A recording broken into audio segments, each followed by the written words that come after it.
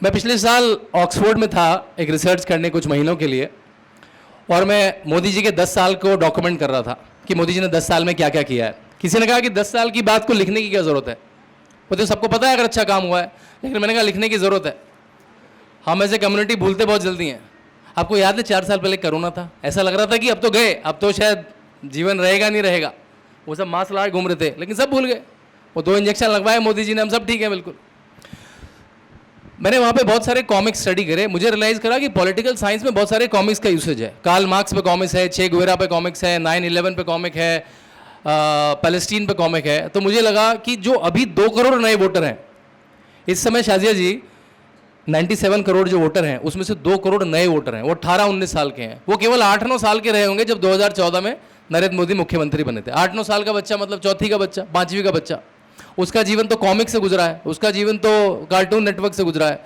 तो मेरा आइडिया था, कार्टून नेटवर्क से याद आया कि राहुल गांधी को भी किताब बहुत अच्छी लगेगी, लेकिन मेरा आइडिया ये था कि अगर उन बच्चों को बताना है कि नरेंद्र मोदी ने कैसे भारत की तस्वीर बदल दी, तो सबसे अच्छा फॉर्मेट ये फॉर्मेट होगा। आपको दिखाना चाहूंगा। तो मैंने कॉमिक के माध्यम से नरेंद्र मोदी के 10 साल के भारत कार्यक्रम को, जिसमें शिक्षा भी है, जिसमें विदेश नीति भी है, जिसमें G20 भी है, जिसमें सैनिकों के लिए OROP भी है और प्रोजेक्ट के लिए ODOP भी है, जिसमें राम मंदिर भी है और काशी कॉरिडोर भी है, उसको मैंने कॉमिक के माध्यम से लिखना शुरू करा। जब मैंने इसे लिखना शुरू करा, इसका एक इंस्टिगेशन कहाँ से आया, मैं एक डिबेट से बाहर निकला। एक वामपंथी चैनल था, नाम नहीं लूंगा यहाँ पर, उससे बाहर निकला करीब 1.5-2 साल पहले।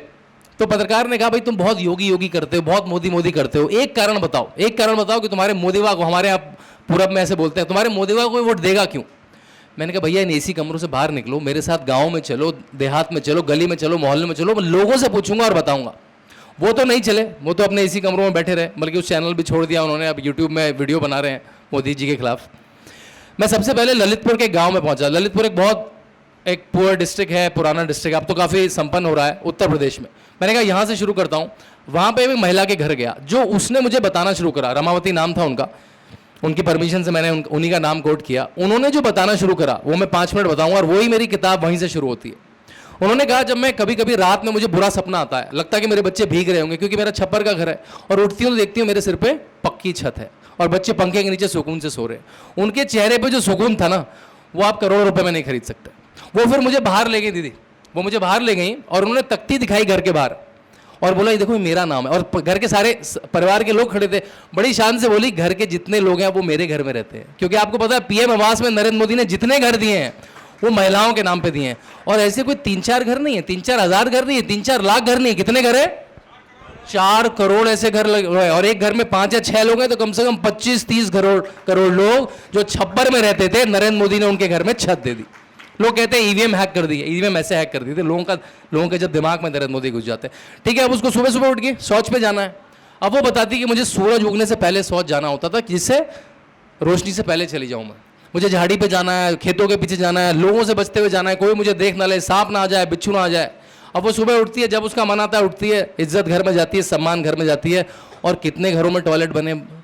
10 करोड़ घरों में टॉयलेट बने।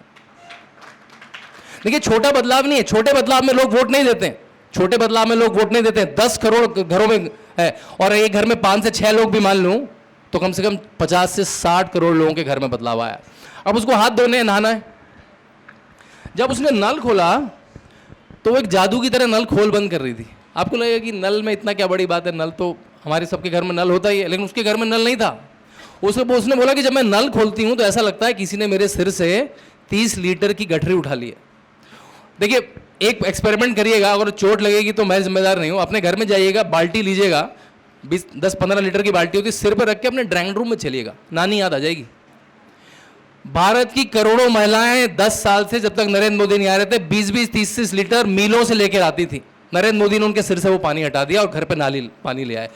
और कितने लोगों के घर में पानी आया? 11 करोड़ लोगों के घर में पानी आया, और अभी भी चल रहा है। ठीक है, उसने अब नहा लिया, वो किचन में जाती है, वो गैस भी ऐसे जलाती है जैसे जादू हो रहा है। और वो कहती, जैसी मैं गैस जलाती हूँ ऐसा लगता है वो लकड़ियों का भार ले लिया, वो धुआं हटा लिया। एक दिन में कम से कम 3-4 बार चूल्हा जलता है। एक दिन में आप 4 बार अगर खाना बनाते हैं, चाय बनाते हैं, मतलब आपने 300 सिगरेट पी लिए।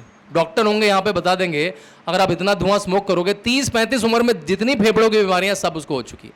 इसलिए वो नरेंद्र मोदी को वोट करने जाती है। फिर कहती है जो राशन आया वो भी नरेंद्र मोदी ने दिया है, जो सुबह से शाम तक सब नरेंद्र मोदी ने दिया है, तो मैं वोट और किसको करूंगी। एक और आखिरी बात कह के अपनी बात खत्म करूंगा। लोग कहते हैं भाई 2024 में बदला क्या है। मैं प्राण प्रतिष्ठा के दिन अयोध्या में था, एनडीटीवी के साथ कमेंट्री कर रहा था, सरयू के बगल में घाट में कमेंट्री कर रहा था। जैसे ही हमने बड़े स्क्रीन पे, बड़ा सा स्क्रीन लगा था पूरे अयोध्या में, अयोध्या बहुत सुंदर हो गई, आप सब लोग अयोध्या जाइएगा ना, बहुत सुंदर नगरी बना दी है अयोध्या, मंदिर तो मंदिर, साथ में अयोध्या नगरी बहुत सुंदर हो गई, ऐसा लगता है त्रेता की अयोध्या वापस आ गई है। तो जैसे ही प्राण प्रतिष्ठा में वो पर्दे खुले, आप सब लोगों ने टीवी में रामलला की तस्वीर देखी, सुंदर, अरुण योगीराज ने कर्नाटका से बच्चा है, क्या सुंदर प्रतिमा बनाई है। जैसे ही वो प्रतिमा हटी, 2 हेलीकॉप्टर उड़ने लगे, पूरे अयोध्या में 2 हेलीकॉप्टर उड़ने लगे और वो लाल गुलाब की वर्षा करने लगे। मैं और अमीश त्रिपाठी हम लोग साथ में खड़े थे, हम लोग बिल्कुल बच्चों की तरह वो पंखुड़ियाँ उठाने लगे कि इनको उठा के रखेंगे। इसकी ऐसी याद तो बहुत बड़ी याद है, जो राम मंदिर के दिन प्रतिष्ठा के समय फूल फेंके गए थे। और मैं सरयू के बिल्कुल बगल में खड़ा था और बहुत सारे फूल सरयू में गिर गए दीदी, और सरयू का एक कोना बिल्कुल लाल हो गया।